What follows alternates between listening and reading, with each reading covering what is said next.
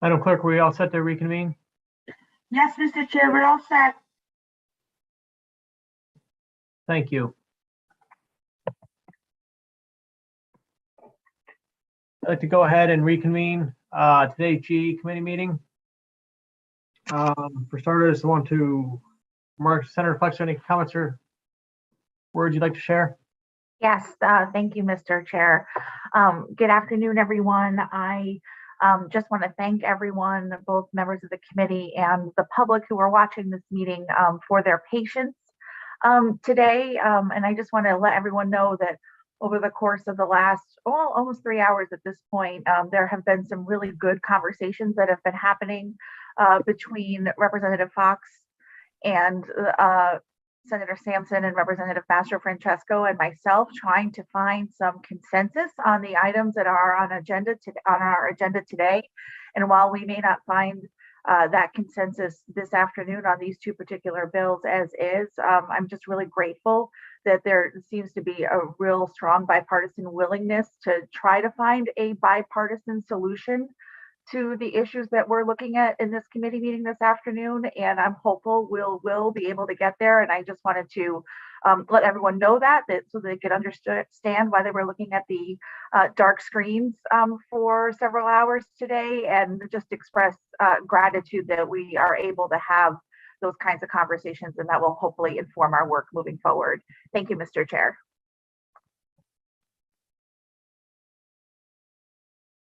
Thank you, Senator Flexer. I just wanted to make one clarifying point earlier. When we went into recess, we had already convened the meeting and then went into recess, which is why the delay was made, just for clarification purposes of individuals trying to join the meeting via YouTube or whatnot. There may have been a bit of a hiccup with the connection on YouTube, but it's just because we convened the meeting quickly and then quickly went into recess. So I apologize about that. Senator Sampson, any opening comments or remarks? Thank you, Mr. Chairman. Of course, my phone started ringing the second I turned off my mute button. I just wanted to concur with Senator Flexer's comments and your own.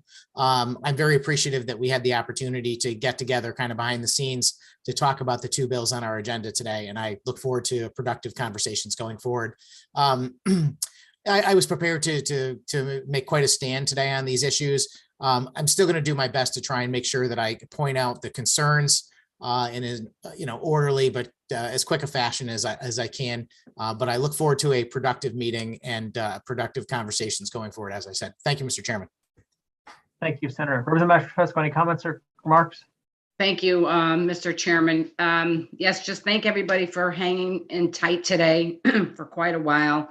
And I appreciate the efforts by the chairs to communicate with us and keep the discussion open.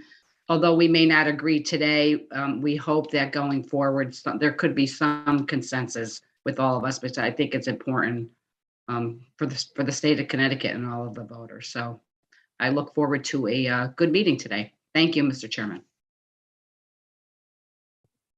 Thank you, Representative. Seeing no further questions or comments, move on to section 3 of the agenda, bills for final action. Senate Bill 184, an act extending through November 8th, 2022, several changes regarding election administration as a result of COVID-19 and concerning eligibility to vote by absentee ballot. Is there a motion? So moved. Seconded. Moved by Senator Fletcher, second by Representative Blumenthal. The underlying bill reinstates the COVID-19 related provisions passed in 2021 implementer and extends them to the 2022 state election and any election primary referendum held through November 8th, 2022. In addition, the bill authorizes qualified voters to vote by absentee ballot if during the hours of voting they are unable to appear at the polling place because of illness rather than because of the voter's own illness. And also makes additional changes to align the underlying vote AB statute with the Constitution. Any discussion?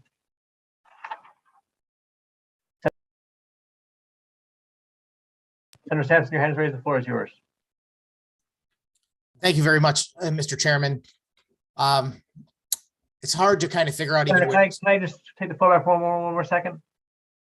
By all means. I apologize. I think that we need to I think there's a motion actually to JFS and not JF. So I apologize about that. There's a substitute language. So I guess we'll go. Do I need to remake the motion? I guess a motion of JF.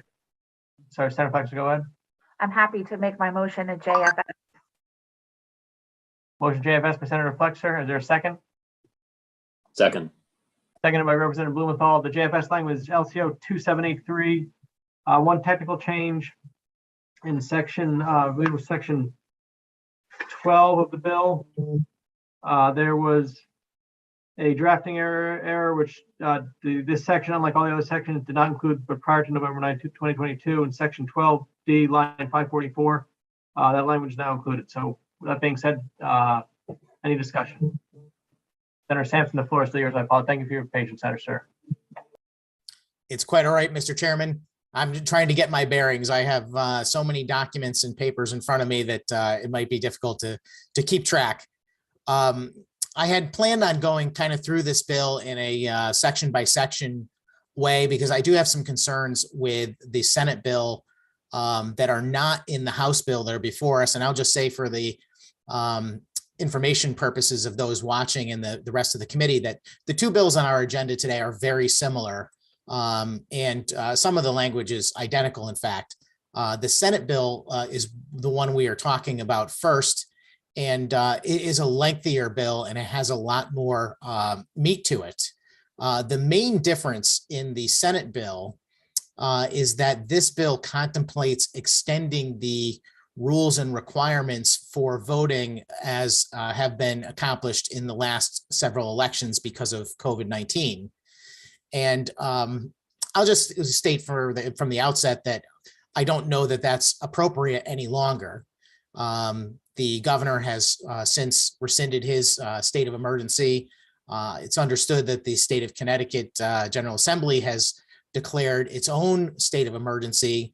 But from the discussion, I think it was clear this was really a formality to satisfy the federal requirements to continue some aid to the state, and not so much that we are in a continued state of emergency. I've been arguing since, shortly after the pandemic began and it became clear that we were going to have an ongoing battle with COVID-19 and our response to it, that the state of Connecticut really has never been in a state of emergency. That's not to say that COVID-19 is not a real thing, and it is a tremendous threat. And over 10,000 Connecticut residents have died as a result of COVID. And those deaths certainly represent a great many emergencies. But the state of Connecticut being in a state of emergency as a state government, that's a separate issue altogether. And in my opinion, the state of Connecticut has never really been in a state of emergency. We've been able to run the state government. The legislature has been able to meet. We've adapted in many ways, including, Zoom meetings and so forth, to accomplish our business. But the state government has been functioning and operating and trying to do so while recognizing that COVID-19 is a concern, but I don't think so an emergency. It's worth noting that in the 2020 election nationwide, there is almost no evidence to suggest that anyone contracted COVID-19 because they voted in person. Nonetheless, our legislature debated and voted on a bill to accommodate expanding the excuse of COVID-19 to allow that to be an eligible reason to vote by absentee ballot in the 2020 election. And we've had a lot of debating and discussion on that topic, as well as the expansion of voting in Connecticut. Early voting is a constitutional amendment that'll be on our ballot this November election. We are in the process of continued discussion about no excuse absentee voting, potentially being a constitutional amendment in Connecticut. So there's no shortage of discussion about these topics. The purpose for me today, really more than anything, is to try and just simply get on the record my position, and I think it's shared by most Republicans, which is that we are very much in favor of increasing access and ease of voting. But we do have concerns about the security of elections and maintaining the integrity of elections. I supported the change to allow for the COVID-19 excuse in the 2020 special session we had in July to discuss that. The one thing I did not know at the time, though, was that there was a plan to have the November election be conducted by a mass mailing of unsolicited absentee ballot applications by the Secretary of the State. And I will maintain today that she had no right to do that. And in particular, because on the ballot application itself, it was indicated by the Secretary of State's own language that any person could check the box for COVID-19. And as much as I'm sympathetic to people's reasons for doing so, I don't believe every person in the state of Connecticut was in fact eligible, no matter how you read the Constitution. And if we wanted to make every person eligible, the only way to accomplish that, in my mind, would to pass a constitutional amendment for no excuse absentee voting. And I'm on record in the most previous public hearing and many times before, including a vote in the Senate last year to pass no excuse absentee voting in Connecticut, as long as we have some security that goes along with it. So that's my position overall. And I will just say that the bills before us, and specifically Senate Bill 184, these are the concerns I have. The first and foremost concern is that it still contemplates COVID-19 and an emergency as a reason to modify our election laws, and also to grant the Secretary of State a great many, expanded abilities, including how to treat supervised voting in nursing homes, the timeframes for collecting of ballots and informing people of results. And I will touch on a few of those things in a minute, but I want to focus on the major points, which is that I'm not in favor of expanding COVID voting because I don't think it's necessary. And because we are attempting to tackle that by another means in this bill and the companion House bill today. And that's by adapting the language in our statute regarding sickness as a result of a recent Supreme Court decision that indicated that an illness does not necessarily have to be one's personal illness to count as a reason to obtain an absentee ballot. I'll just say that I disagree with that, but I'm willing to live with it. The reason why I disagree with it is because the statute has been written that way ever since 1946, I believe. And no one has ever, in all of this time up until 2020, tried to say that the word sickness really didn't apply to someone's individual sickness until then. And in fact, the Constitution, that amendment that is part of our Constitution, Article 6, Section 7, came into being in 1932. And I've done a fair amount of research trying to look at the historical conversation about how that happened. Sadly, there are not a lot of documents that are retained from that era.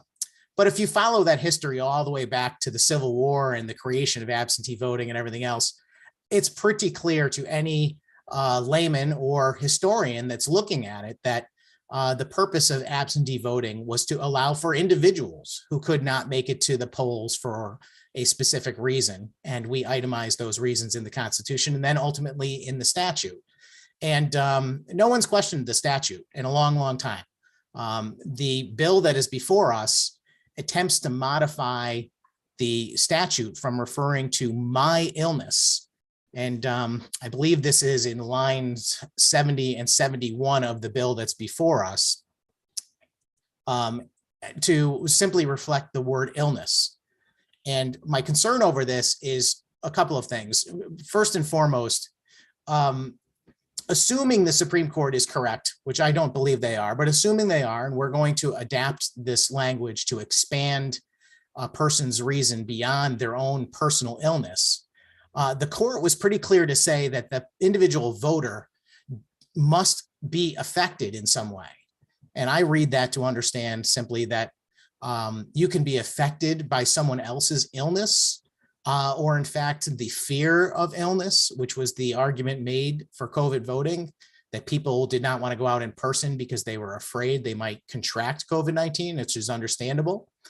But that is a different thing from what is in the bill before us, which simply says the word illness. And in fact, correct me wrong, Mr. Chairman, I believe the new substitute language, which we got earlier today, changes that word from illness to sickness, which is the same word used in the Constitution. Is that correct, Mr. Chairman?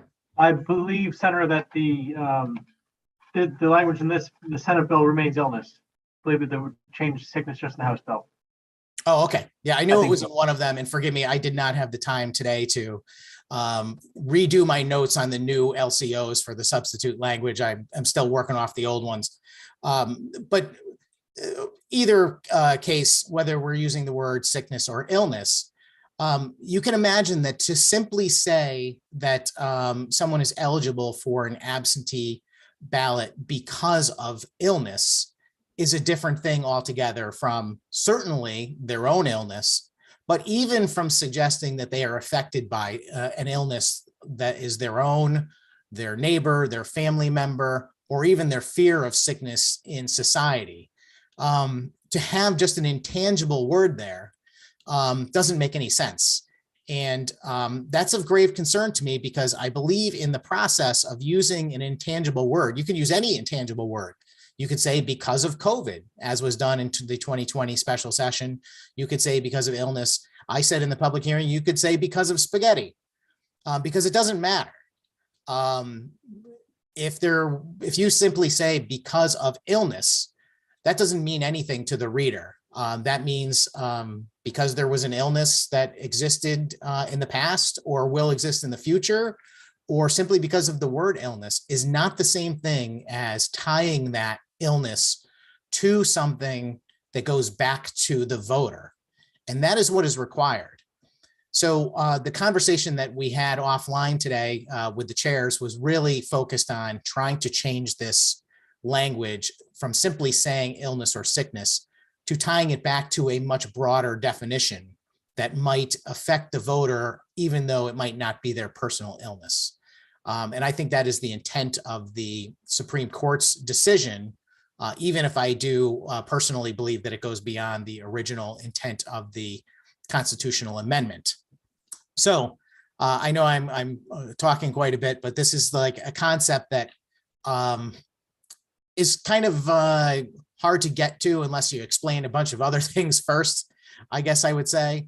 And the reason why it concerns me so much to have an intangible word as an excuse to receive an absentee ballot is that effectively when you do that and you simply say because of illness, and there's no implication that that individual voter is affected by that intangible word, that means that everyone becomes eligible.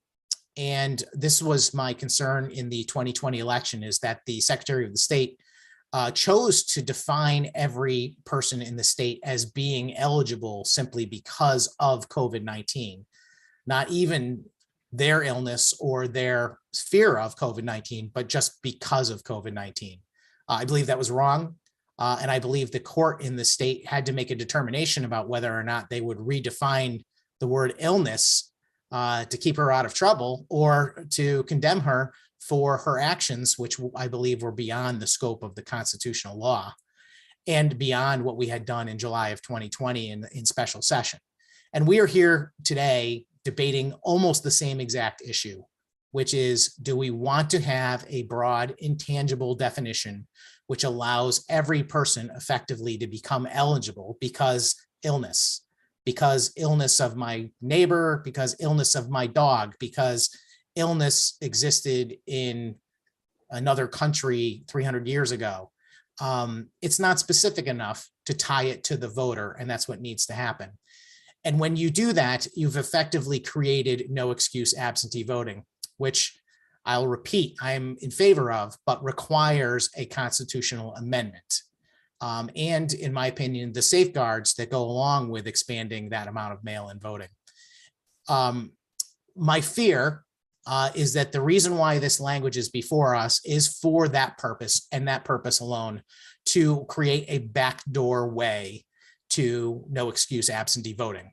And as a result, I have taken it upon myself, and so have some of my colleagues, to fight it with all our might, because I believe it's wrong, that you need to make a constitutional change.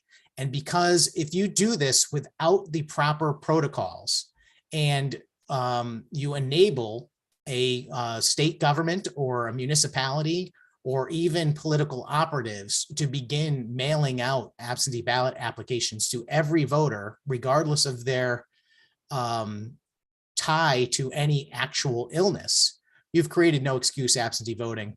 And we saw the problems that occurred in the 2020 election. I have gone through them on the Senate floor in great detail. In fact, I think I listed somewhere in the neighborhood of 25 or 30 individual cases of people who were disenfranchised for various reasons. They were not in receipt of an absentee ballot application, and plenty of other people were in receipt of multiple absentee ballot applications, sometimes for themselves. We had voters who received one in their name and also their married name or their maiden name. We had voters that received them for previous occupants of the residence. We had voters that received them for dead relatives. I can't tell you how many people I heard from who told me that, I got an absentee ballot for my father or my husband who's been dead for 10 years. These are problems, and they were widespread. And during the public hearing, the Secretary of the State herself acknowledged that in the primary mass mailing that occurred in July of 2020, over 100,000 absentee ballot applications were returned in the mail. So those were people that clearly should not have been on the voter rolls because they are not eligible voters at those addresses.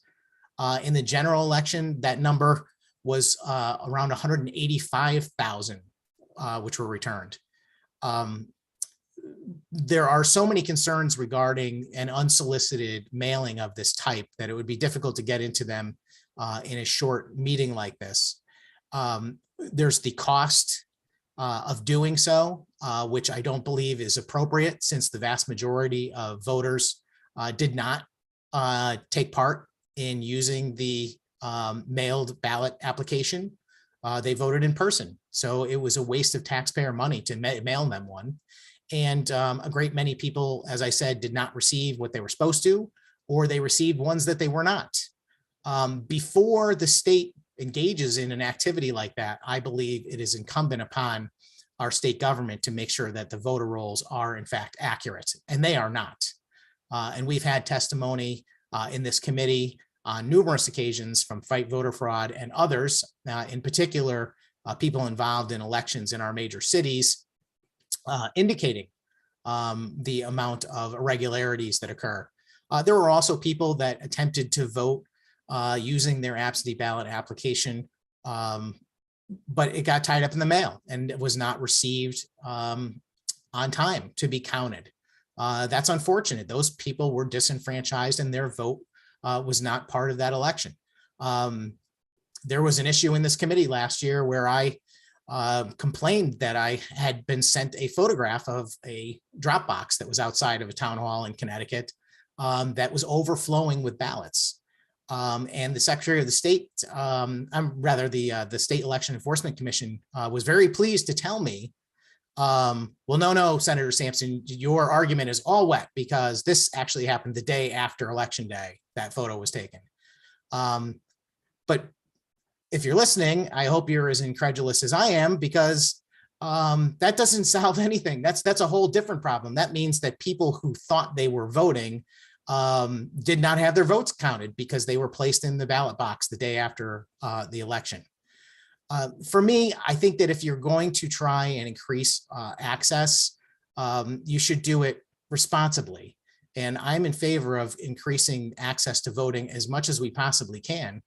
But we shouldn't be doing it without considering the consequences and the necessary safeguards that should be in place. And first and foremost, the voter rolls need to be correct or reasonably correct. And I believe they are unreasonably incorrect right now. I do have some other things to say about the issue of illness versus personal illness, et cetera. But I just want to hit a couple of more points. I'm looking through my notes I had, as I had said earlier, intended on kind of going through this bill in great detail. But because we are engaged in a conversation, and I am very hopeful that all the parties involved can come to an agreement that satisfies the concerns I just made. First and foremost, that we are, even if we are inclined to expand the definition of an illness beyond the actual voter, it still has to be something that affects that voter. And we cannot simply leave an intangible word like illness hanging out there without a direct meaning. That's number one. And number two, before we create a situation where every voter in the state becomes eligible for an absentee ballot through a mechanism like this, we should prohibit the unsolicited mailing of ballot applications until there is a mechanism to do it honestly.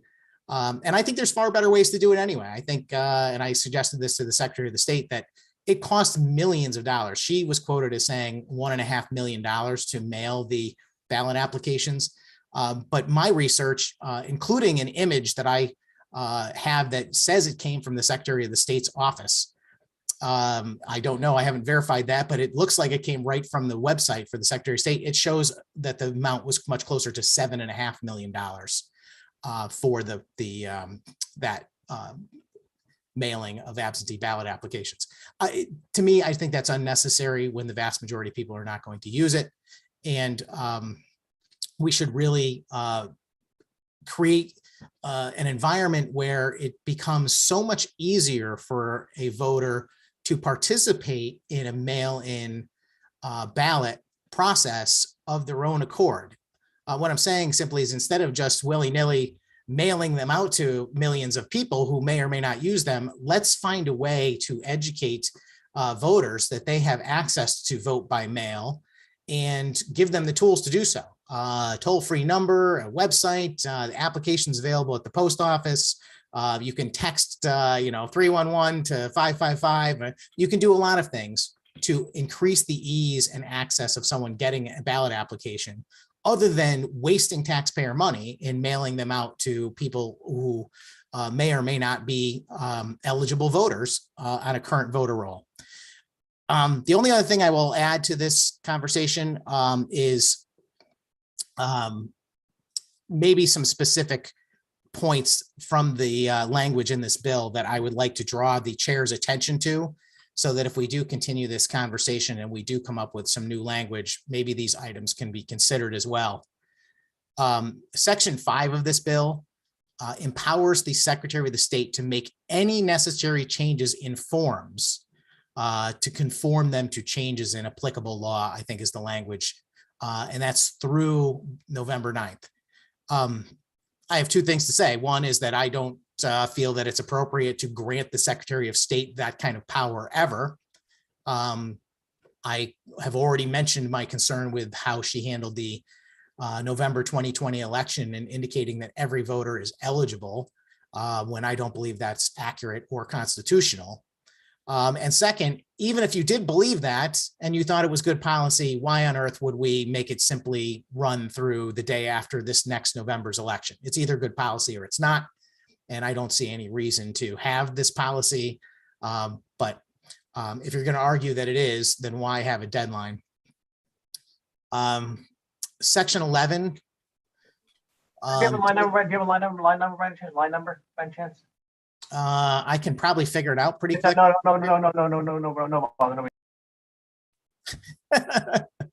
I'm pretty quick, Mr. Chairman. You don't have to worry. I won't belabor it too much. No problem. Thank you. In section 11, which deals with the process for checking the inner envelopes for signatures and rejecting, those that are unsigned, et cetera.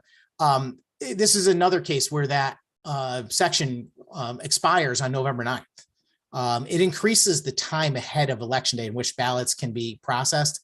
And we've had lengthy conversations just about this situation. I am very concerned about increasing the number of absentee ballots in the state without having a mechanism to properly sort them, have enough staff at, local polling places so that they can accommodate, what is a huge new task for them. People that vote in person do the lion's share of the work. They're filling out their ballot and walking over to the machine and plugging it in. But a mail-in vote requires a lot more effort on behalf of the people working the polls and counting them. And when you increase that number substantially, you have to accommodate that. And that is easy to recognize, but I don't believe we are providing any resources in this bill to do that, for one thing. And I don't know that it's wise to simply increase the time ahead of the election that those ballots can be processed. We could talk about what processed means. I don't believe it means counted, and that's a good thing. But at the same time, there's always the concern over making sure that these ballots are preserved, that they are secure, and that the chain of custody is uninterrupted. I don't know where it is in this language also, but I still remain concerned over drop boxes. If they are to be utilized, I think they have to be utilized in a way that mirrors some other states that actually have some security protocols to protect them, instead of leaving them unattended, unfilmed, questionable about who's actually emptying the boxes and transporting the ballots.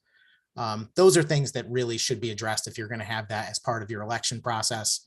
And then section 12, which I know that the chairman already mentioned, that this section is supposed to expire on November 9th. The original version of the bill allowed this section to continue into perpetuity, which was a grave concern of mine. So I'm pleased that the substitute language does fix that. But this is the section that deals with giving the Secretary of State the authority to waive certain requirements when it comes to people who are doing supervised voting for people in,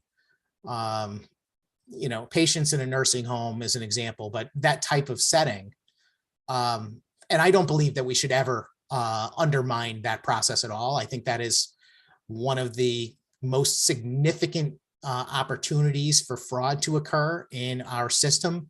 And for us, for any reason to waive the supervision of that process, I think is really, really concerning on its face. I am pleased that we did restore the November 9th there, because if that was to continue into perpetuity, that would be reason enough to stop this legislation from going forward. There are 18 sections in this bill. I could say something about just about each one of them. But my number one concern in every one of those sections is the expansion of authority to the Secretary of the State. The Secretary of the State should have the ability to oversee elections and should have some latitude. But the items that are contained in here, I believe, go way beyond what is reasonable, even in the case of a global pandemic. And I don't believe that there's any reason to continue these things in the current state of affairs. And I will just leave it right there as far as that goes. Mr. Chairman, I know we had a very nice conversation offline, and I am very hopeful that we are going to get to some language that is, as you said, bipartisan and not even a compromise, because I believe that the amendment that I brought to you, along with my fellow ranking member, Representative Master Francesco, is moving all the way in your direction, which is to say, the way that this bill has been described and the rhetoric surrounding it is that we are expanding the definition of illness to anything that affects the voter, even if it's indirectly affecting the voter. And I have drafted an amendment for that purpose. It is, as I said from the outset, not my solution to this bill, but it is my offer of compromise, because letting this bill pass and become law as it is, I believe, creates no excuse absentee voting through a statutory scheme and is unacceptable. And I would much rather do it the right way, even if I don't agree with the interpretation of the court. So with that, I've emailed the necessary amendments to our administrator. So I hope she has them. Maybe she can nod at me. Thank you, Valentina. I So will share them now. Thank you.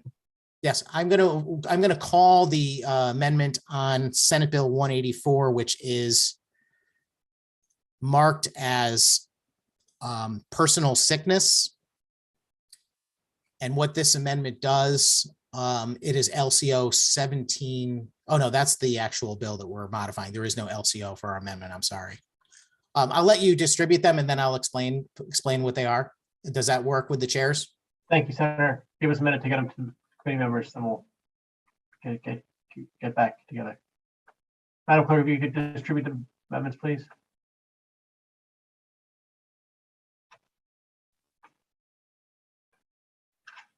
These amendments are being distributed via email, so if the members can please check their email accounts.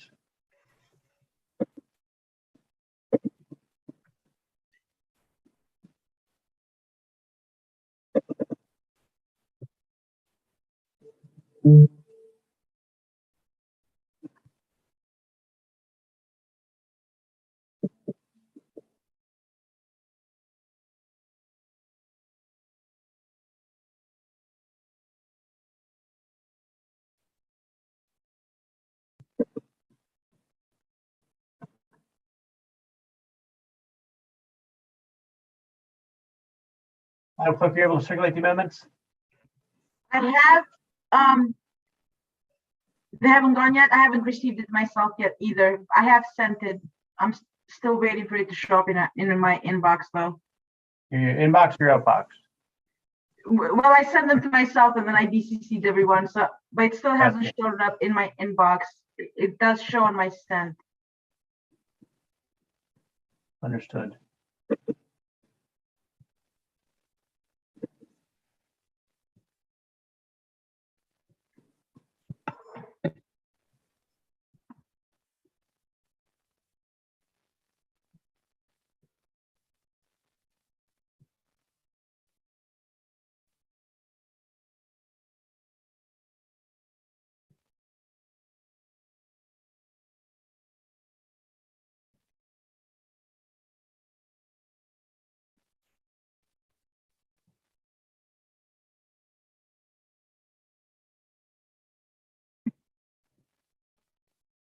Okay, there you go.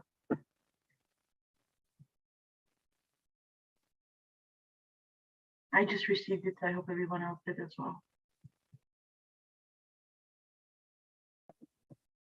Thanks, Madam Clerk. I received an email with what appears to be 3 amendments attached. There's Senator Sands, I believe you're referring to what's entitled Senate Bill 184 Amendment, Sands Master Personal Sickness. That's the amendment you're referring to? Yes, sir, Mr. Chairman. We'll give members another brief minute just to open the amendment if you can.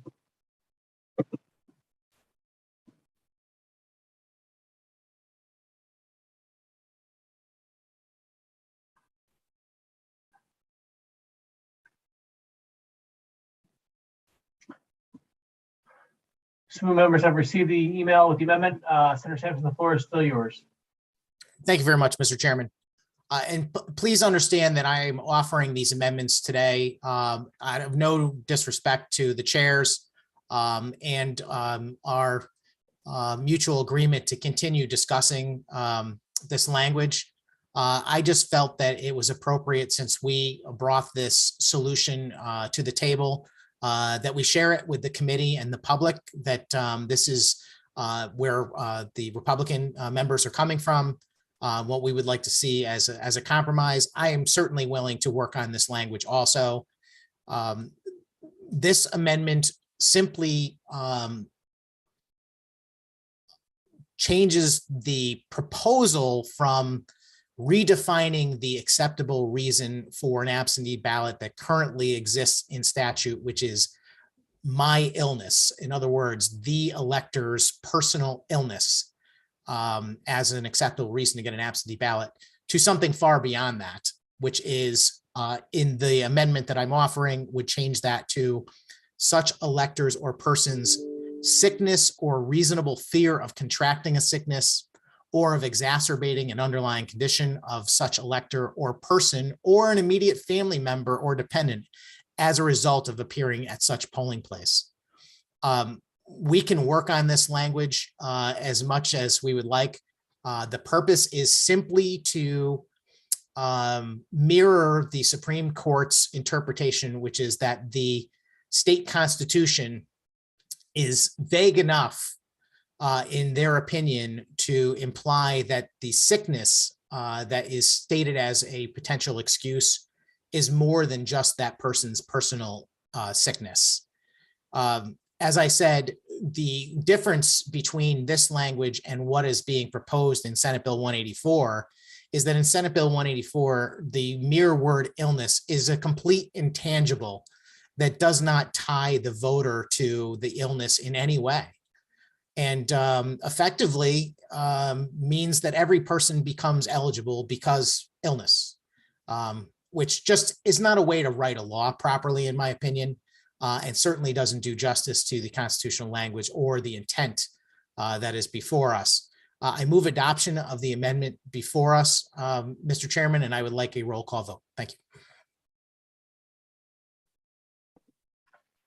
Thank you, Senator. Motion has been made to move adoption. I've not yet seen a second. Second, sir. Seconded by Representative Carpino. Roll call vote will be taken. Representative Mastrofescu, your hand is raised. The floor is yours. Thank you, Mr. Chairman.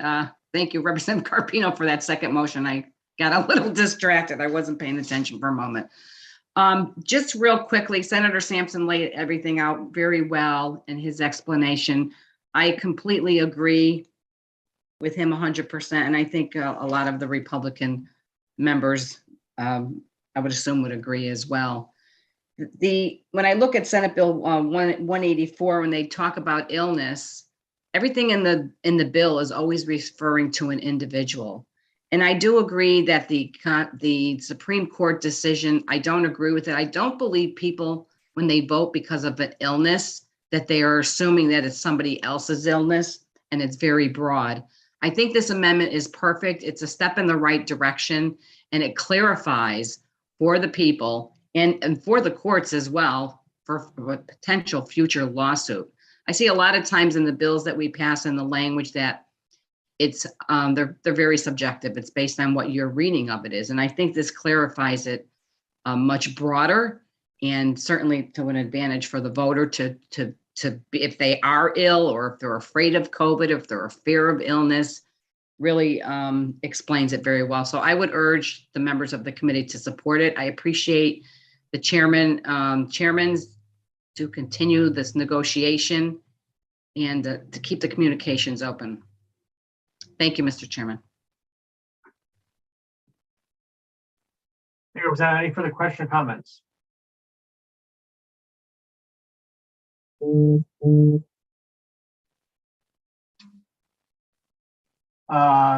Seeing no further question or comments, I just would like to make the point. I thank Senator for his amendment and the Representative Mastrofescu for her comments and efforts so far.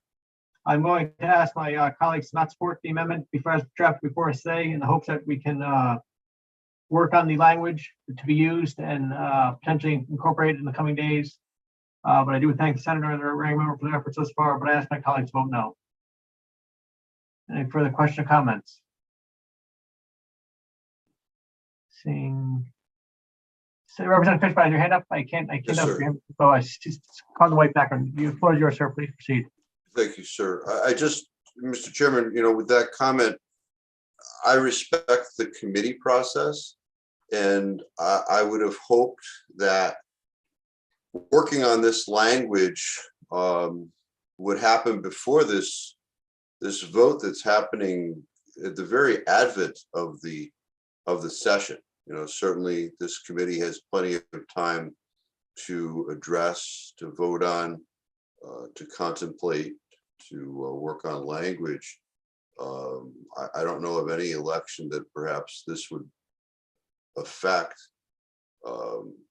that's going to happen before the end of session. So, I must say I'm a little disheartened in the representation that there are going to be discussions, but we're ramming this down your throat. So I just wanted to, I thought it was appropriate to respond to that. I try and negotiate in good faith. But if that's the intent, you don't vote on this today. You take a few weeks, you work together collectively for the residents of our state. So thank you, Mr. Chairman. Hey, Representative, any further questions or comments?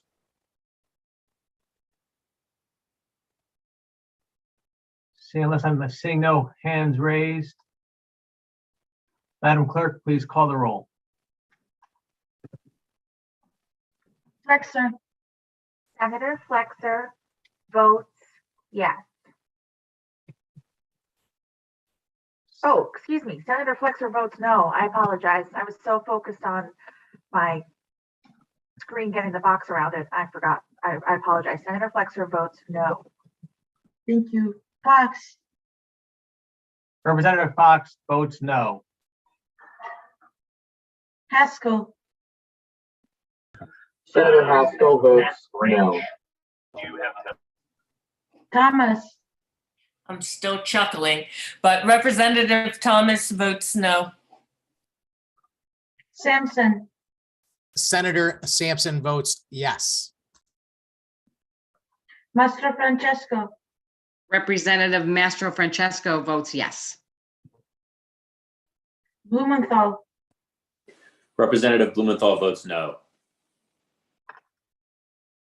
Carpino, Representative Carpino votes yes. Fishbein, Representative Fishbein votes in line with Senator Flexer's first iteration and votes yes. France, Representative France votes yes. Haddad, Representative Haddad votes no. Labriola, Representative Labriola votes yes. McCarthy Vehy, Representative McCarthy Vahey votes no. McCrory, Senator McCrory, Moran Bello, Representative Moran Bello votes no. Palm, Representative Palm votes no. Rosario, Rep. Rosario votes no. Santiago, Representative Santiago votes no. Slap, Senator Slapp votes no. Comments or questions? I don't see any. I want to thank you for. one more time, Senator, please. Senator Slapp votes no. Thank you. Senator McCrory, Senator McCrory votes no.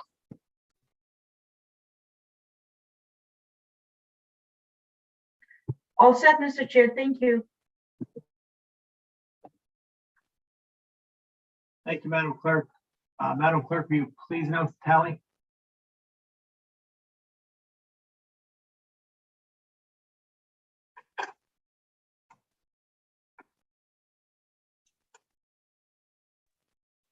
Six yea, 13 nay. 6 yea, 15 nay. The amendment fails.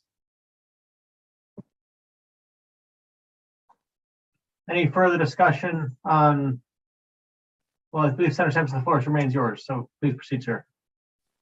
Thank you very much, Mr. Chairman. Again, I just want to just follow up on some of the commentary.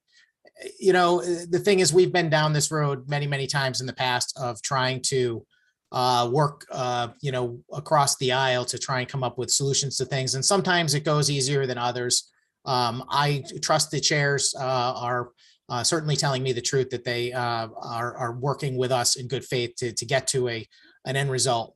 At the same time, I know that doesn't always happen. And that's why I felt it was important today for at least getting our position in the form of that amendment on the record.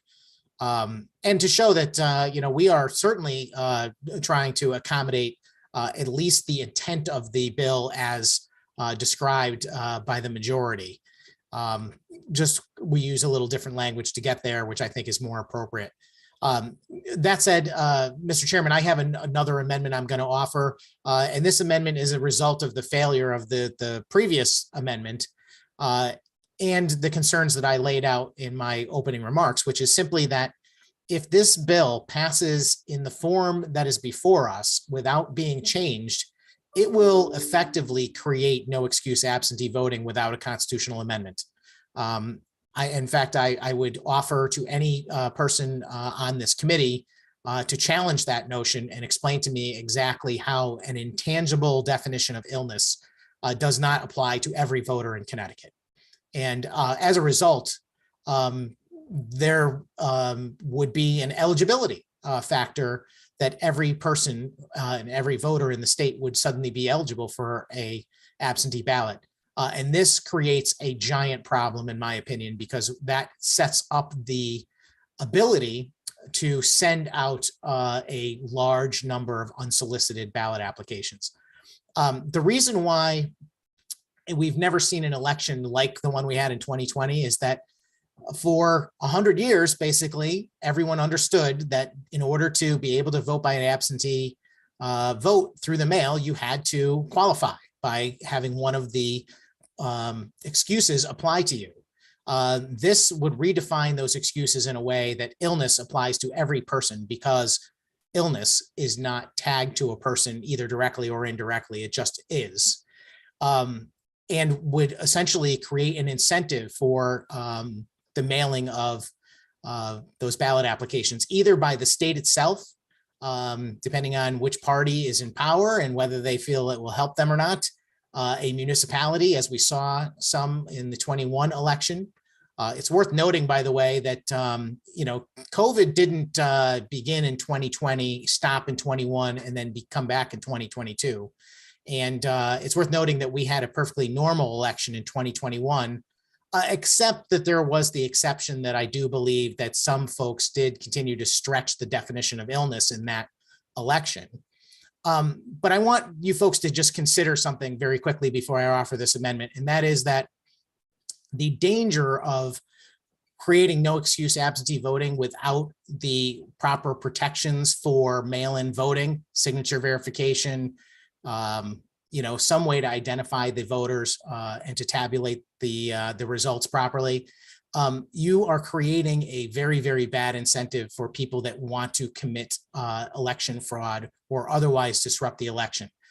If the state chooses to send out the ballots, at least they are going to every person and then some, which is the problem that I've already described with the voter rolls.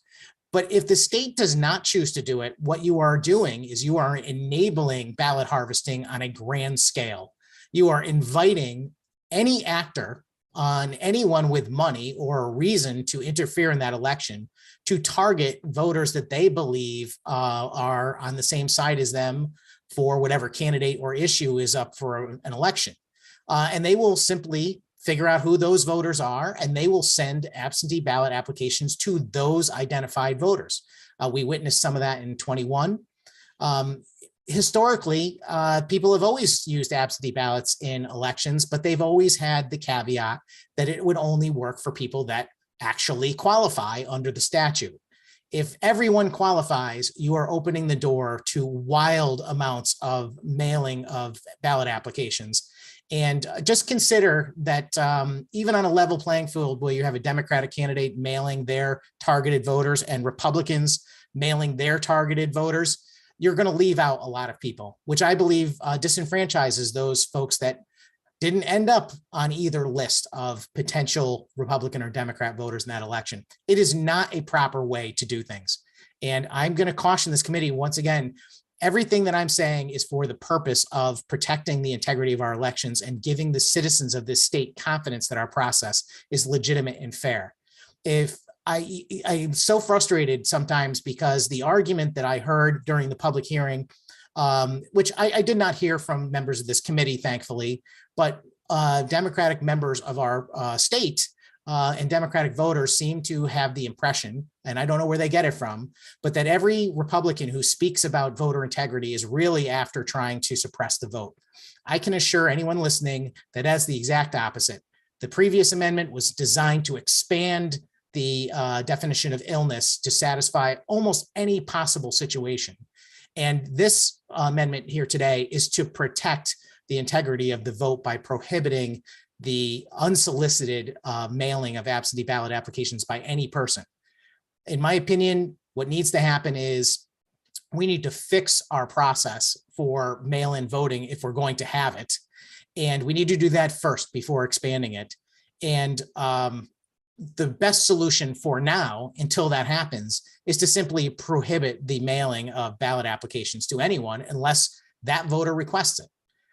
Some might say that, well, some voters might not be in an easy position to request their ballot application, but frankly, that's nonsense. If you can manage to fill out a ballot and cast your vote, you can manage to apply for a ballot application to vote by mail if you need one.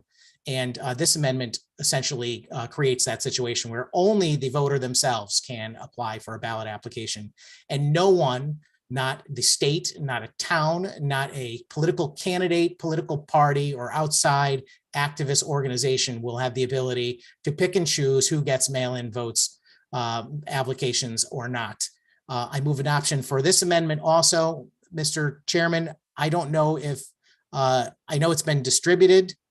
It is entitled, well, I don't know, it doesn't have a title other than the title of the bill, but I hope everyone can identify which one it is.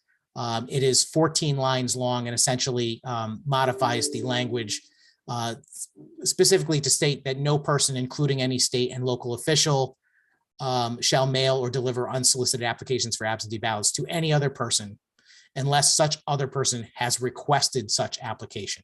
And that's as simple as it gets. As I said, I move adoption. Thank you, Mr. Chairman.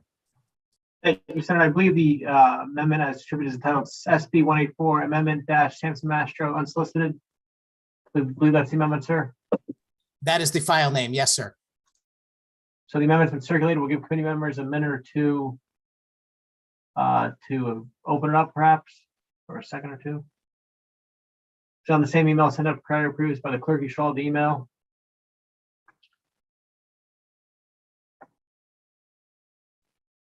It's moved. Is there a second? Representative Mastrosky, your hand is raised. Thank you, Mr. Chairman. I just want to make a few comments on the amendment that Senator. Before we make, I think we need a second on the amendment. Oh, I'm sorry. A second. I'm sorry. Thank you, Representative. Twice I did that today. It's been a long day and it's not even Friday yet. Thank you. Representative, the floor is yours. Please continue. Thank you, Mr. Chairman. I just wanted to make a couple of comments about the amendment. During the 2020, we were voting on using COVID as an excuse to vote. You know, every Republican voted for it. Everybody supported it. And I don't want anybody on this committee to think that we are not in favor of expanding access to voting. And I think Senator Sampson summed that up pretty well. We hear that a lot, and nothing could be further from the truth. All we are asking for is to have some checks and balances in place. Increasing access to voting helps everybody. It helps all the candidates on both sides of the aisle. So I think it is a good thing as long as we have the protections in place. And during the 2020, when we supported the absentee ballots because of COVID, I don't think anybody thought that the Secretary of State was going to do a mass mailing of applications for ballots. And what I heard from my constituents, and I still hear to today, the ones that are very concerned about it, is they've gotten 4 ballots, 5 or 6 ballots. And I think even the confusion was because we had the August primary and then we had the November election. And they were very confused on which application to send back. So I think this is a step in the right direction, Mr. Chairman, because we have lost a lot of voter confidence in the state. And the reason we've lost it in many ways is because of that mass mailing of those applications. And clearly, if somebody wants to vote, they can certainly pick up the phone, go on the internet. There's many, many ways that they can request a ballot. Nobody's trying to suppress the vote. And I think it's just a step in the right direction. We need to get back the confidence in the people of Connecticut, because I think what happens as well is that when people feel that their vote is not counting, they are concerned about it. Many times they don't go out and vote at all. And that certainly is not going to increase our voter people coming out to vote. So I think this is a really good amendment, a step in the right directions. I would hope that my colleagues would support it. Thank you, Mr. Chairman. Thank you, Representative. Any further questions or comments on the underlying amendment?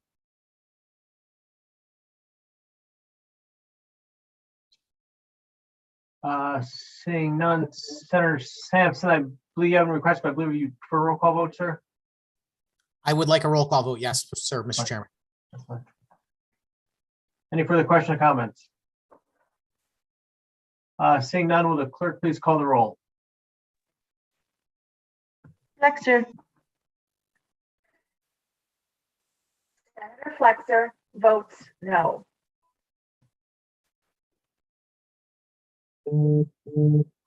Fox, Representative Fox votes no. Haskell,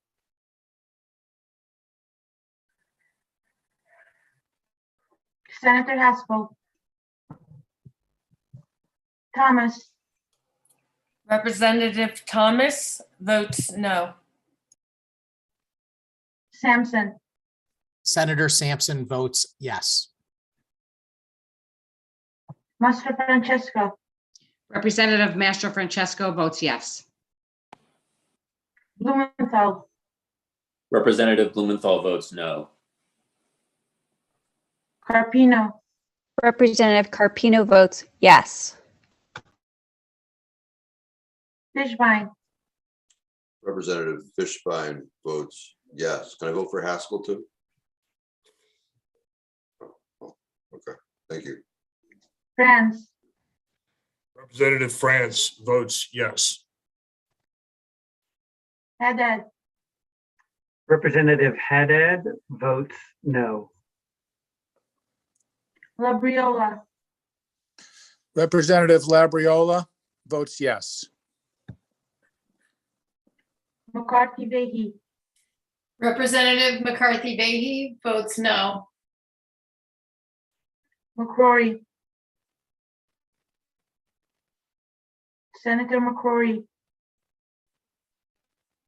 Moran Bello, Representative Moran Bello votes no. Palm, Representative Palm votes no. Rosario,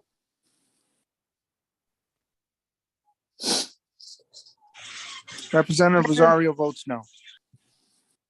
Santiago, Representative Santiago votes no. Slack, Senator Slack, All right, Senator Slack votes no. Senator Haskell, Monday with one of those. Haskell votes no. Those residents. Senator McCrory, all set, Mr. Chair. Thank you. Thank you, Madam Clerk. When it's ready, please announce the roll.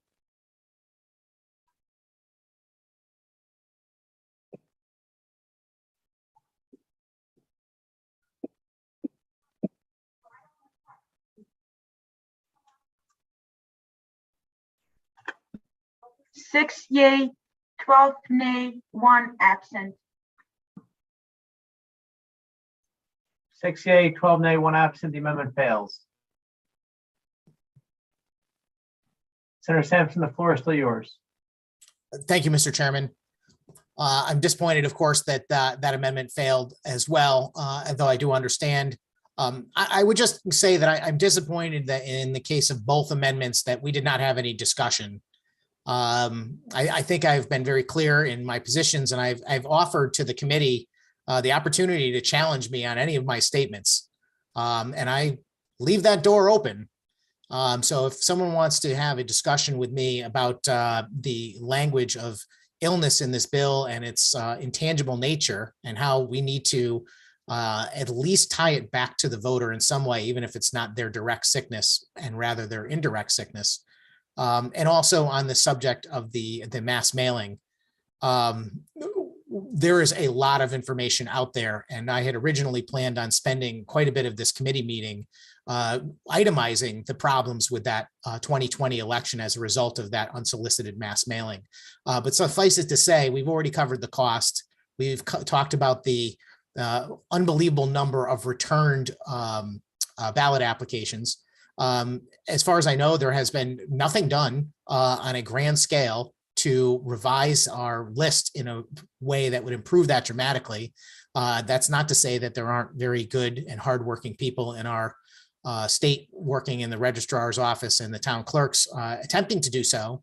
But I believe they are somewhat, their hands are tied by the process and the Secretary of State's authorization to do certain types of cleanup on the voter rolls. There were 51,000 absentee ballots that were mailed after they were requested that remain unaccounted for. So 51,000 people actually requested an absentee ballot, but then didn't send it in. Were those people better off, I would ask the committee, than someone who voted in person? Hundreds of ballots were lost in the mail. Again, I already described that hundreds of ballots were received after Election Day and therefore not counted. There are historical documentation and records of people who have used absentee ballots for the commission of fraud, notably in Democratic primaries in our major cities. We've had people testify in our committee about how people are paid in actual dollars or in drinks at the local bar to go obtain absentee ballots on behalf of various candidates.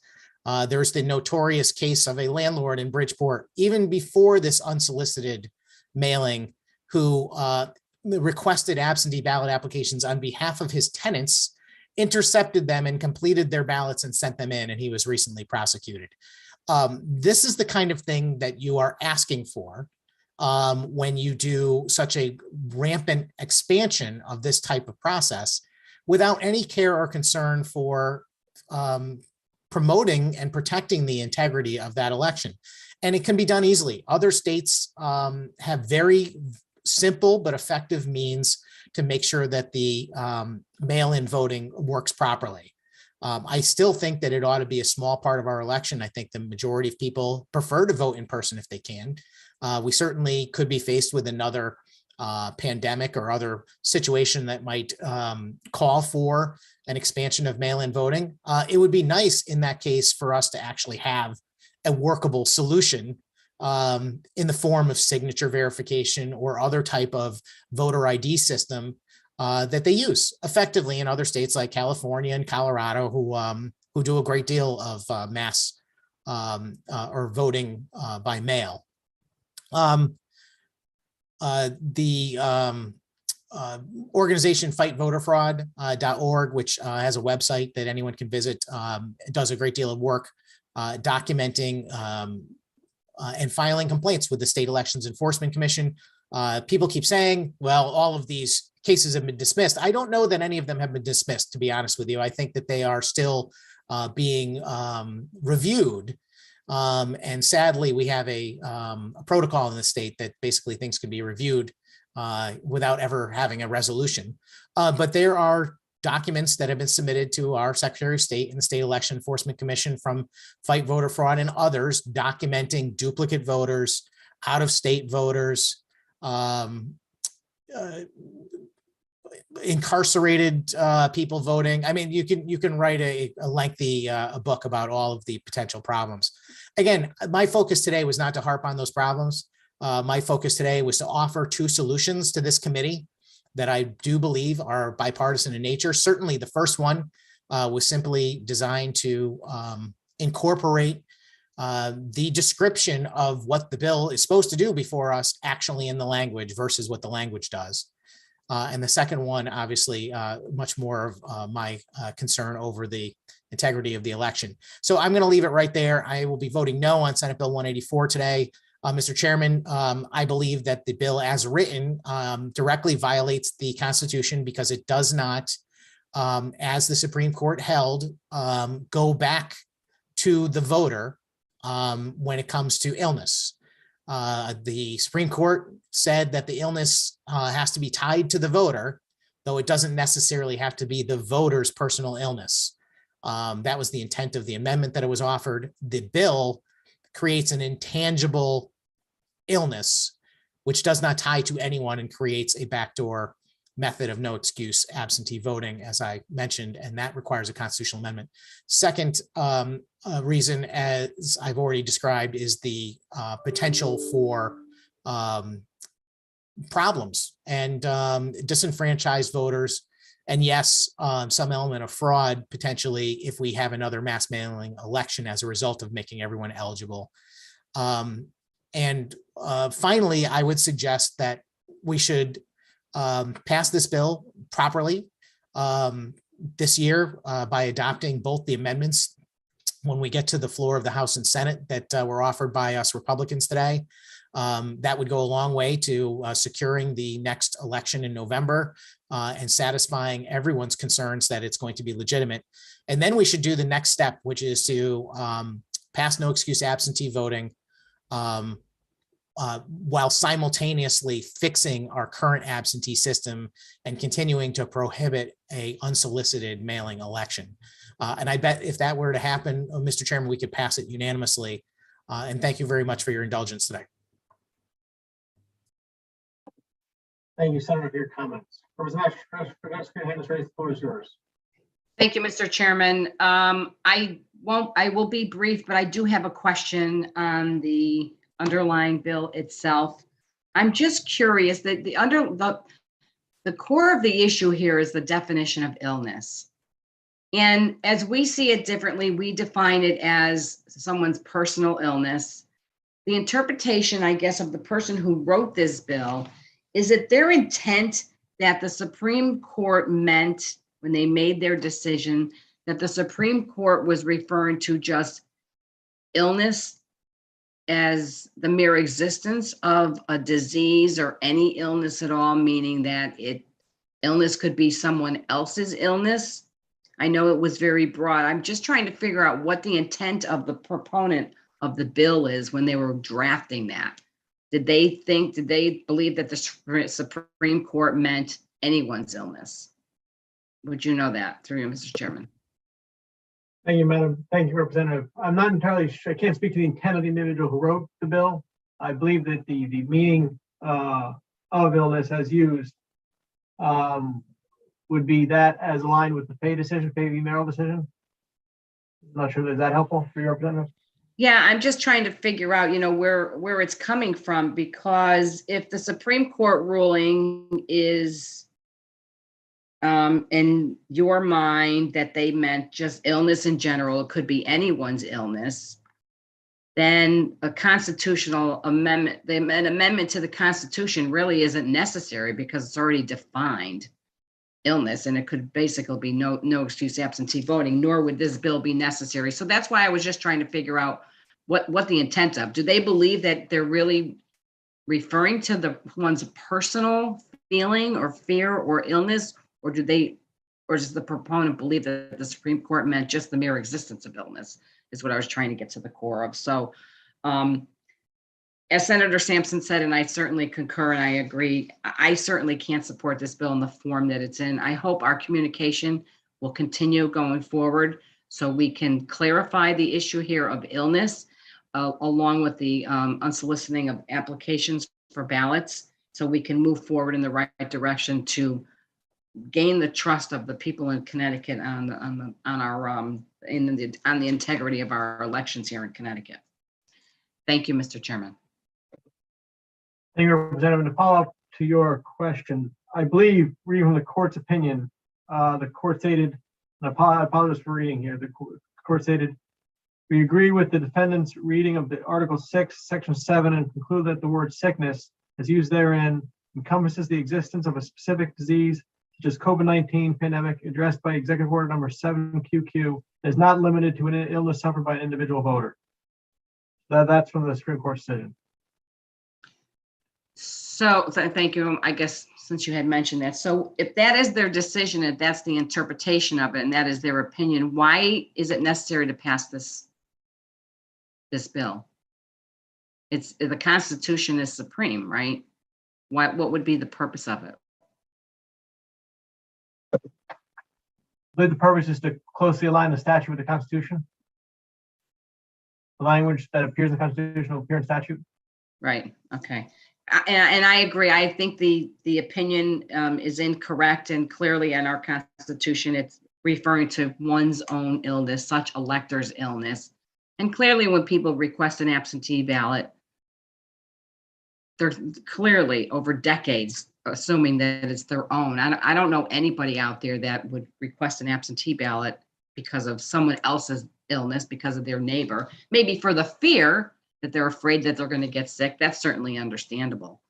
But I think in the voter's mind, they clearly believe that it's referring to themselves. So I look forward to the continued discussion. Hopefully we can come to some sort of an agreement and clarification on this issue for the voters of Connecticut. But as I mentioned, Mr. Chairman, I would not be supporting this today. Thank you so much. I appreciate it. Thank you, Representative. Any further questions or comments, members of the committee?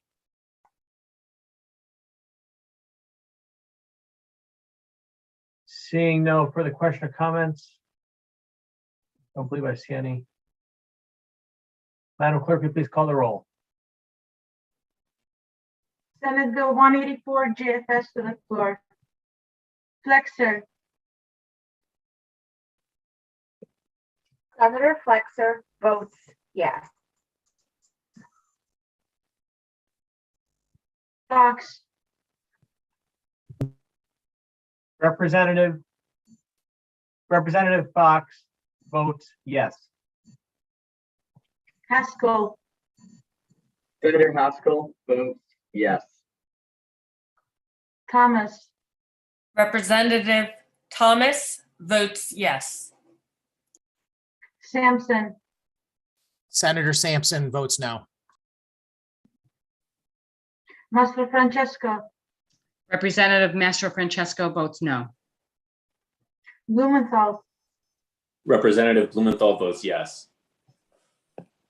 Carpino. Representative Carpino votes no. Fishbein. Representative Fishbein votes no. France. Representative France votes no. Haddad. Representative Haddad votes yes. Labriola. Representative Labriola votes no. McCarthy Vehy. Representative McCarthy Vehy passes. McCrory. Moran Bello. Representative Moran Bello votes yes. Palm.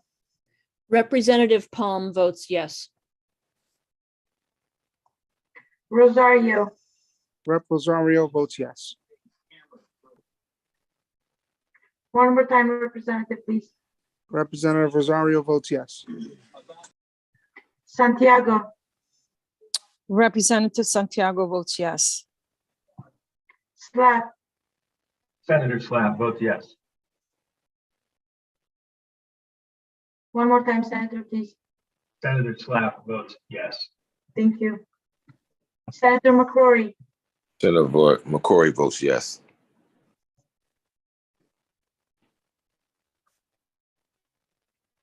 Representative McCarthy Vehy, I see you're muted. Would you like to vote now?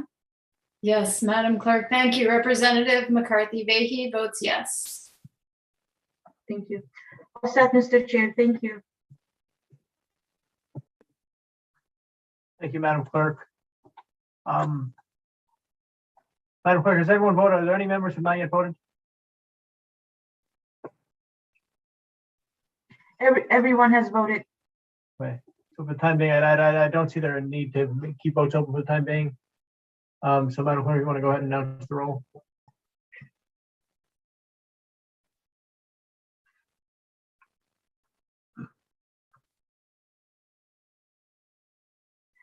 Thirteen yay, 6 nay. The bill passes. Thank you, Madam Clerk.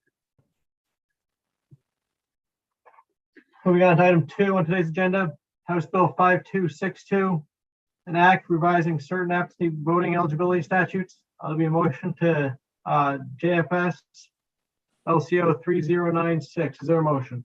So So moved. moved. Moved Seconded. by Flexer, second by Representative Blumenthal.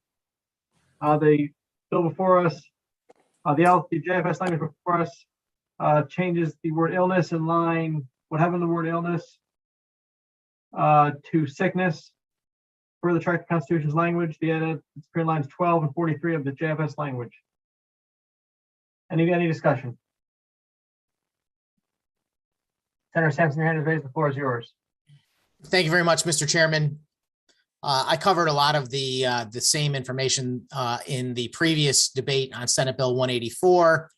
But there are some significant differences in this bill from that one.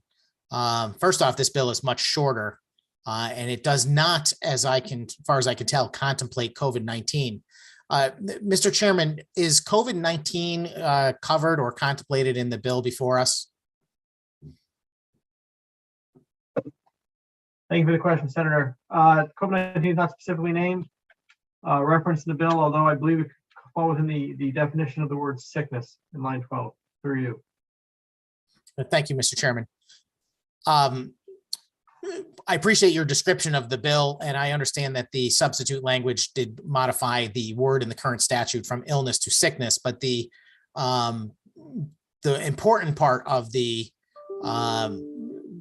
bill language is the removal of some language, and that is the words such electors or persons ahead of the word illness or sickness, whichever the case may be. I don't know that there's a reason to change that word, but I understand that it was done. We covered this issue in the previous debate, but I just want to point out a couple of things. In the previous discussion on Senate Bill 184, the word "my" exists before the word physical disability or their physical disability. Such electors' physical disability. Forgive me, that's what it actually says. That language is being removed in this bill before us, Mr. Chairman.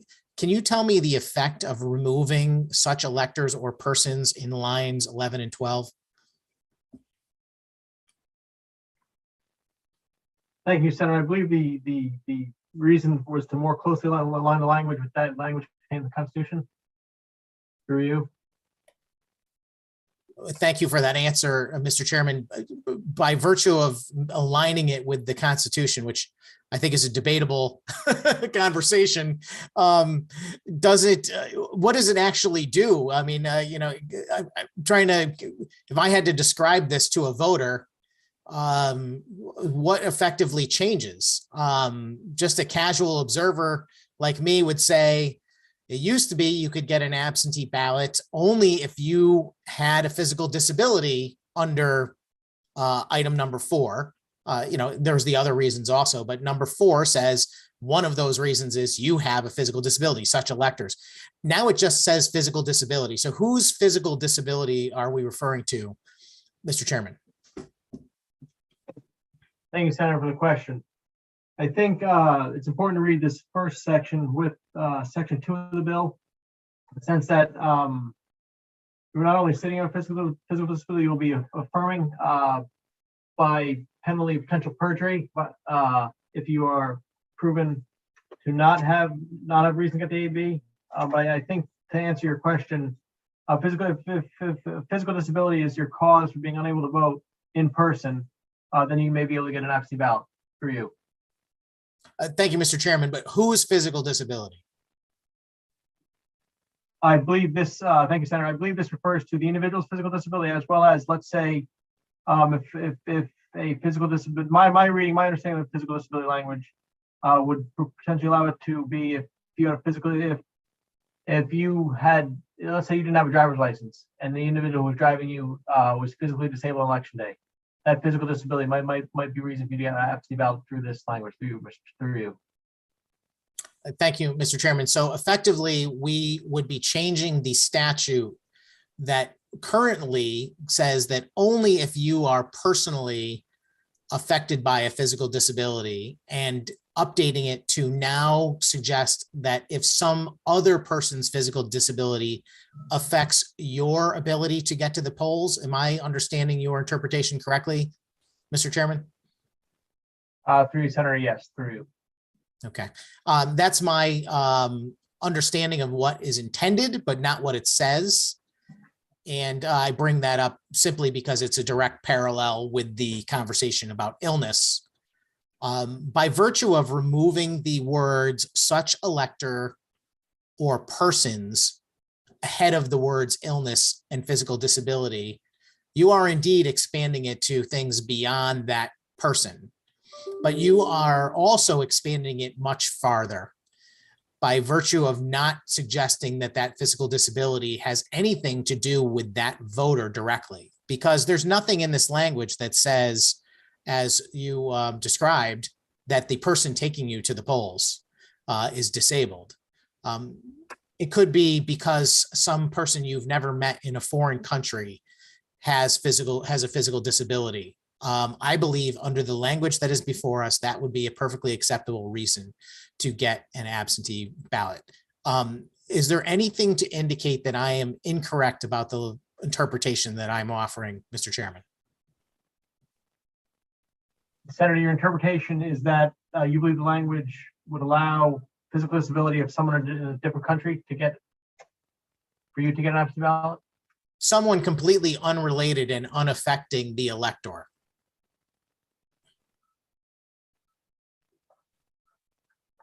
I don't believe that interpretation is correct. At least my reading is different. I appreciate that, Mr. Chairman. And would you say the same thing about the reference to illness? When we take out such electors or persons ahead of the word illness and simply say that you are eligible for an absentee ballot because of illness, quote unquote, without any language indicating whose illness we're referring to, it could be referring to some person you've never met, or not even an actual illness, but just the word illness, or an illness that has yet to occur or occurred way in the deep past. That's the way I read it, Mr. Chairman. Do you read it differently? Thank you, Senator. And I just quick clarification that the JFS language changed the word illness to sickness. And so my interpretation of the word sickness and that is how defined by the Supreme Court, and that it is used to compass the existence of a specific disease such as COVID-19 and is not limited to an illness suffered by an individual voter. Yeah. Thank you, Mr. Chairman. So again, the Constitution, I don't think has ever been considered vague. This constitutional amendment has existed since 1932, as I mentioned earlier. And if you read the entire sentence in its there are some, including punctuation. I believe it's quite clear that the Constitution is referring to the individual elector. I don't want to belabor this point too much, Mr. Chairman. I just wanted to have a little dialogue with you so that we could illustrate the concern. And the overall concern is that you and I just had this conversation, and I think that a lot of people who are looking at these things would be scratching their head too, because it's vague. That's the bottom end of the conversation right there. It's vague. It's hard to know what exactly is being contemplated. I believe the constitutional language is very clear. They're talking about the actual voter. I believe that our statute has always been very clear and is today that it refers to the actual voter. The reason why the statute was written the way it was and never questioned ever since 1946, I believe, even though it referred to that elector's personal illness and that elector's personal physical disability, is because I believe everyone recognized that that's what the Constitution said too. It is only in this recent discussion that it's been brought into question that someone else's illness or disability could be a factor. And now it's actually even more complicated because we're having this conversation about whether or not someone's illness or disability that doesn't even affect the voter could be a factor. And that's what the Supreme Court language that you just read, although I think if you read the entire Supreme Court decision, they do tie it back to the voter more so than in the statement than you're reading. And that is my concern with this, and it continues. And regardless of what the result of our discussions are going forward, Mr. Chairman, I really cannot point out strongly enough that this can't stay the way it is. We should decide what it means and put that down. We can debate it or determine whether it's constitutional in a separate conversation, but the majority needs to figure out what they're trying to do here. If they want to expand illness and disability so that the voters' ability to get an absentee ballot extends beyond that person's individual illness or sickness or disability to something that affects them because of another person, I think that's fine. And that was the amendment that we offered on the previous bill. If a majority wants it to mean simply because illness, that's the creation of no excuse absentee voting. And that's what I have objected to. Again, I've gone way too long on that, but I did want to touch on it again to make it extremely clear that when you start putting things like because of illness, the next question is whose illness? And if it's not specified whose illness, that means anyone's and at any time, anywhere. And that's too vague to have in our statute. And I don't think that's a proper conforming bit of language to our Constitution. I will point out just a couple other things too, which is that I understand the removing of in line 10, the words during all of the hours of voting. The Constitution says on the day of the election by qualified voters of the state who are unable to appear at the polling place on the day of election. I think it's important if you are working on this language going forward to put that back in because it could be read that anyone's absence from town on a day other than the day of election could be meant by the statute and therefore it would be unconstitutional. So just a thought about making sure if we're going to actually make this conform, we do it correctly. Just looking through my notes. Again, I had a lot more to say today, but in an interest of trying to just. Sure, Mr. Chairman. Just one quick clarification. I'm not sure if it gets to your point about the hours of voting during that. I appreciate that comment. It's something we kind of tried to wrestle with. The reference back up in line 7 during the hours of voting. I'm not sure if that will it may not address your specific, but I think it might. I think it would go toward. It might go towards your concern that last comment made about the election day. I thank you for that comment, Mr. Chairman, but I don't believe so. Okay.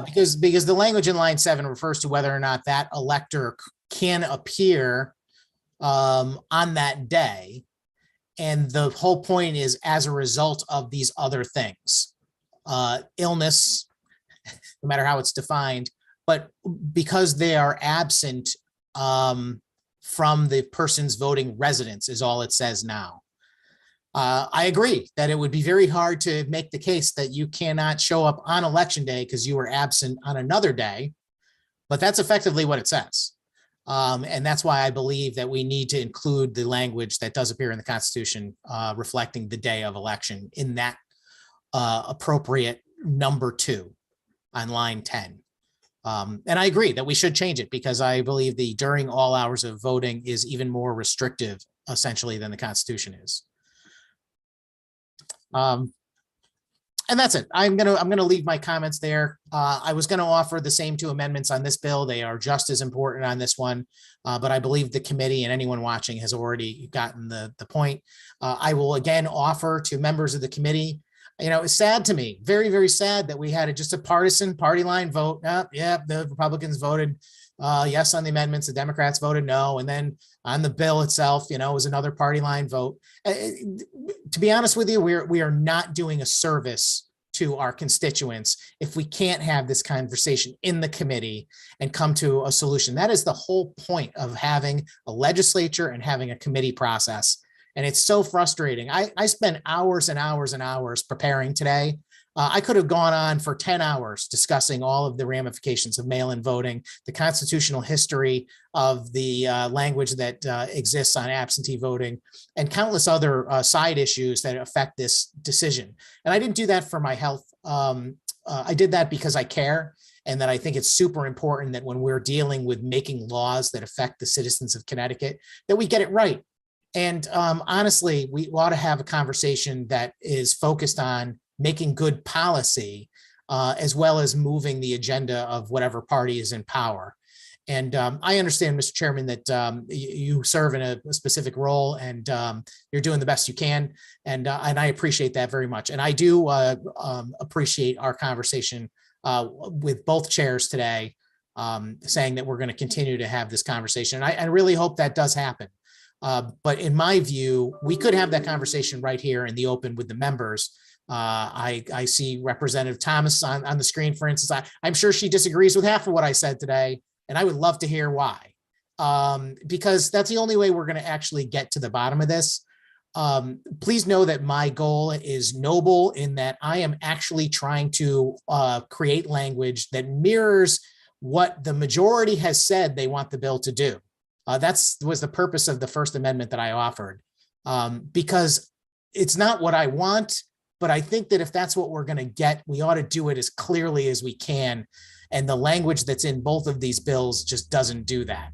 And I will be a no for the same reasons I mentioned on the first one. And I will again urge us to solve all these problems by doing an appropriate constitutional amendment for no excuse absentee voting, getting rid of unsolicited mailing of applications, and fixing our mail-in voting system with signature verification and other safeguards. I think that's something that we all can agree is necessary, and we could get 100% unanimity if we had legislation like that before this committee and before both bodies, or both chambers rather. And thank you for the time and indulgence, Mr. Chairman. Thank you, Senator. Representative Ashton, your hand is raised. The floor is yours. Thank you, Mr. Chairman. I will be very brief. Once again, Senator Sampson pretty much covered everything. I certainly concur. I do have a question though, and I know that the language in this particular bill is referencing the word sickness. There was a bill, and I think almost identical, that we voted on last year that I believe that referred to illness. What I'm trying to figure out is, and I understand they're trying to conform what the Supreme Court's decision is and what our Constitution says. What is the difference between illness and sickness? Thank you, Representative. In terms of the difference, I think the word sickness is used. My understanding, the word sickness is used simply because it's used in the Constitution and was referenced in the Fay v. Merrill case. So beyond that, I'm not sure there's much of a difference for you. Okay, so the definition or the meaning of illness and sickness are in the committee's mind the same. When I look at the word sickness, sickness is almost referred to commonly as anyone's sickness. And that's why I was wondering, is that the reason why it was changed to sickness? It's always been illness in the bill, in the Constitution. It's always been that way. So I'm just trying to understand, just because the Supreme Court said one thing doesn't necessarily mean that we have to change it that way, because it's been under illness for decades. So I'm just trying to find out what the determination, what is the difference between the two that we would even have to change it, aside from trying to conform to what the Supreme Court said. Thank you, Representative. I think the purpose of the underlying bill is to align the language in the statute with the language of the Constitution. For many years, the language in the statute was not exact as language of the Constitution. The Constitution used the phrase because sickness or physical disability. And for many years, the statutes instead, for whatever reason, I'm not sure the purpose behind it, would originally include the word illness, I believe. And so the word sickness is being used just to closely mirror the language of the Constitution. Thank you for that clarification, Mr. Chairman.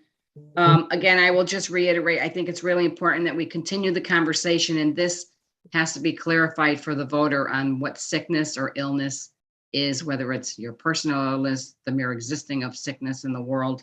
And I think it's important that we continue the discussions on that. And I certainly hope that we do, and I think that we will.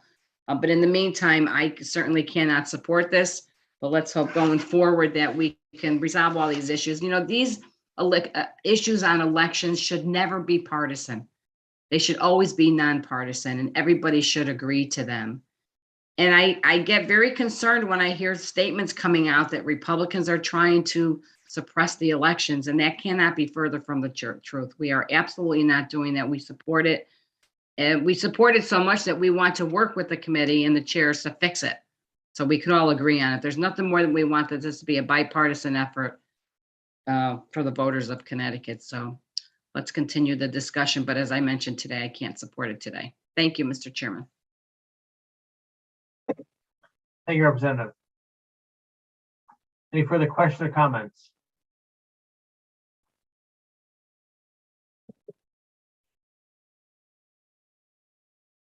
Seeing no further questions or comments, will the clerk please call the roll? House Bill 5262J passed to the floor. Flexer, Senator Flexer votes yes. Fox, Representative Fox votes yes. Haskell, Senator Haskell votes yes. Thomas, Representative Thomas votes yes. Sampson, Senator Sampson votes no. Mastro Francesco, Representative Mastro Francesco votes no. Blumenthal, Representative Blumenthal votes yes. Carpino, Representative Carpino votes no.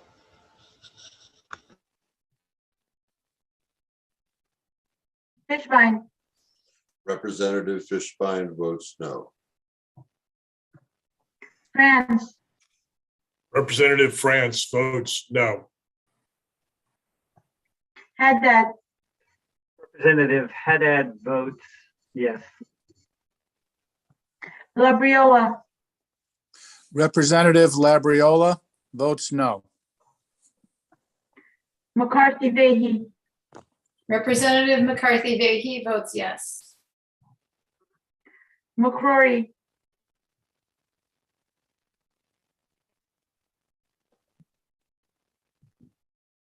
Senator McCrory, Yes. Senator McCoy votes an affirmative. thank you. Morin Bello, Representative Morin Bello votes yes. Palm, Representative Palm votes yes. Rosario, Representative Rosario votes yes.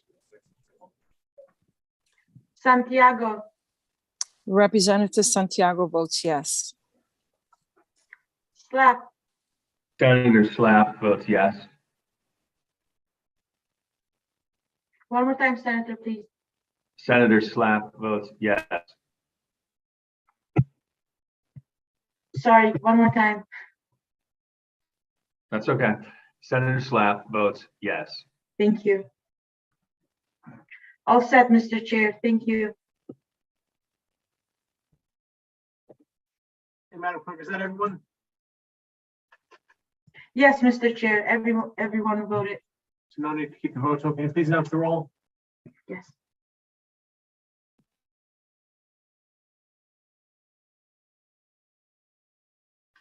Thirteen yea, 6 nay.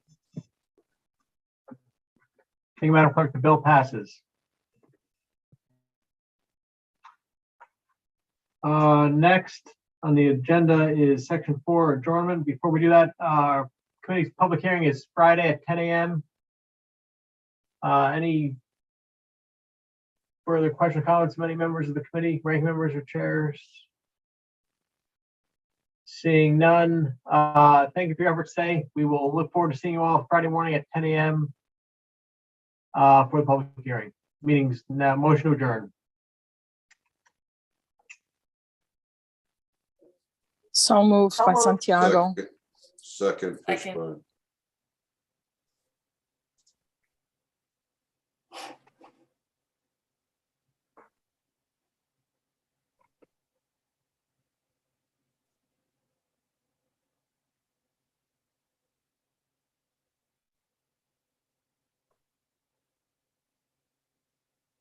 Representative, did you get the second? Did we adjourn? Motion was made and seconded by Santiago, seconded by Fishbein. We're now adjourned. Thank you.